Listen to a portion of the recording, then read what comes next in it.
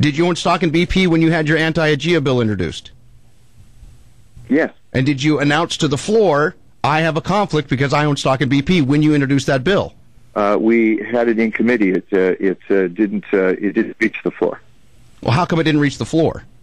Never got out of committee. Yeah, never got out of committee. Well, how come that is? I mean, if you try because of Joe Bailash, he worked for administration. He's a pretty powerful guy. Well, but you didn't get enough support in committee then, right? Correct. Yeah. So because the committee has to vote on whether or not to bring this bill to the floor. Who's in this committee? It was the Energy Committee. It was the two chairs of the Energy Committee, and they thought it was divisive. Bryce Edgman and Sharice Millett. But we worked out a deal with the administration. We produced a 100-page document called the SAGE report, the Semi-Annual Gas Line Evaluation Report, and it's binded and it's produced and it has a cover letter and I'd be delighted to send you one. We produced just a couple of hundred of them and it's a great survey of both of the projects and the comments by the leaseholders. Well, Jay, all I want to do is maybe I'm hearing this wrong, and maybe I want to simplify this. You tried to raise the issue that you had a conflict of interest because you did own BP stock before you introduced your anti-AGEA bill. You wanted to bring it up, and in a committee of a few people, they said it's not that big of a deal. You don't have to worry about it. Is that what happened? I'm okay, let me ask you this. Did struggling to follow you. In a committee of a few people, it was the House Energy Committee. It's Bob, I don't know. Okay, once again, did you own BP stock before you introduced your anti-AGEA bill? Yes. Okay, you did. Okay. This is going to. And did you say I have a conflict of interest because of my stock holdings with BP? I don't know. We'd have to check the transcript. Well, I did. I did, and you didn't. Okay. I checked gavel to gavel, and you didn't raise that. Okay, but here's a follow-up. We're not on the floor. We're not voting on something. Right, that's the follow-up is that you have to declare a conflict of interest if a bill gets to the floor for vote by the body. Okay, so you committee, you don't have to. You don't have to say anything. So it never got to a vote? No. Correct. Right? Okay, so none of that, so it doesn't matter. He didn't have to. Gotcha, see? Fellas, the fact is that Marty Rutherford and Tom Irwin and Pat Galvin, we all like each other. We happen to disagree on this issue, but we like each other. Sure. And it's good to have debate and discussion and on ideas. And I appreciate you raising the question, but ultimately, the people we elect, either they're honest or they're dishonest. And we have ethics rules, and either you follow them or you don't follow them. And I'm telling you, I'm born and raised here, and as I have enjoyed some success, I migrated toward charitable and social work, and that was what drew me to public service. And I like the work. I like looking out for Alaskans. I didn't serve in the military, so this has been a good way for me to pay back to my community and my state. And I appreciate you raising the issue. But I'm an honest person. I value my integrity more than anything. I follow the rules of Alaska. I have disclosed my holdings using our ethics forms, and have followed the statute to the letter of the law, the spirit of the law, and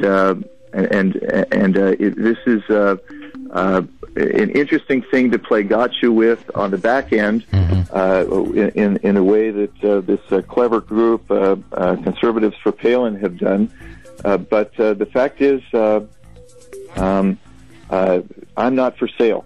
None of my colleagues that I know are for sale. I know the things that we've seen the last couple of years, and it saddens me also.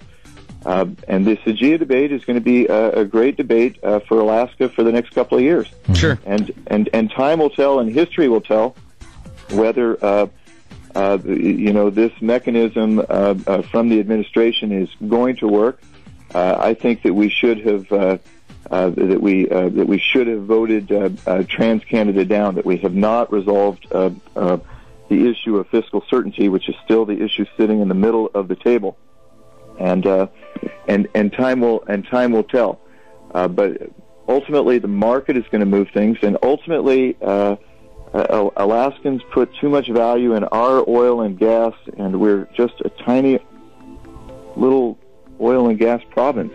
Yeah, but it's ours. But I mean, regardless of what they're doing all over the world, this is ours. It's all we got. Yeah, it's all we got. I mean, that's our kit and caboodle right there. Yes, but gentlemen, we need to be the most competitive place in the world to do business, and that's fine. Instead of being the 70th or 80th place to do business, and that's the issue. That's the issue that I raised with revisiting and reviewing the AGIA license, is whether that makes Alaska competitive enough to do business, and that's where I worry for my state, is that the clock is ticking. Successful business is the time value of money, and we're losing time, and our declining oil province is losing value. And are we going in the right direction with our gas province? And those are the very serious concerns that I have, whether I'm a shareholder or not a shareholder of a large oil company. And I thought it was satisfactory that I followed the ethics rules and to the T. I mean, I'm sure you've gone online and read my APOC disclosure form. It's about as explicit as it can get, and I thought that was very satisfactory. And I'm delighted to talk to you today, and I'm delighted if Alaskans raise issues, which is why I'm pleased to talk to you about this subject, even if we have to agree to disagree at the end. But I have considerable concern about this shadowy group, this Conservatives for Palin, which is just a hate squad, and they have little credibility with me and with anybody who has followed them, because they're operating in a manner that doesn't come with disclosure forms. Nobody knows who's funding them. Nobody knows how these people are putting so much time into this. They purport not to be paid. They purport to be passionate people from California and Australia and other places that are foreign to most Alaskans. And to me, that this is I appreciate for you it's a different concern, but for me it's a greater concern. I don't know who they are. I followed our rules. I'm an honest person, and I love our state. And I love the debate of ideas, and I'm very comfortable to have that